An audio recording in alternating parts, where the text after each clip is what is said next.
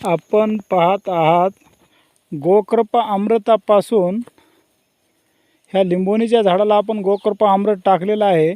त्याच्यापासून किती फायदा झाला आहे बघा। अप्रतिम असे लिंब लागलेले आहेत झाडाला। गेल्या वर्षी ह्या झाडाला कुठलाच फळ वगैरे काहीच नव्हतं, अजिबात उग पातळ पातळ लिंब लागले होते।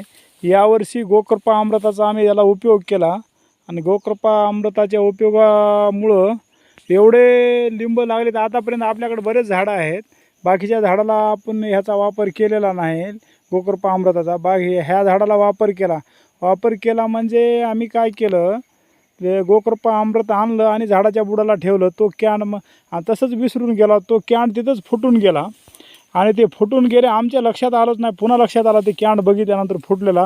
त्याच्यामुळे ह्याला एवढे फुलं लागले आणि एवढे फळं लागलेत की भयानक। एवढा माल कुण्या झाडाला नाही आतापर्यंत। गोकृपा अमृताचा हे खरंच खूप फायदा आहे।